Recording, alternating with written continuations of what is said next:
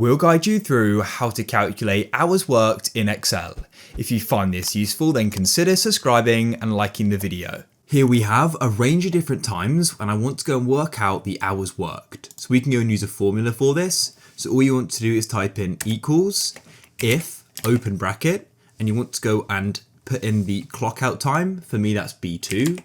And then you want to go and do a bigger than symbol like this and do the clock in time. For me, that's A2. Then put a comma and an open bracket. Now enter in the clock out time again and do a minus the clock in time, which is A2 for me, and then go and put a close bracket and then another comma.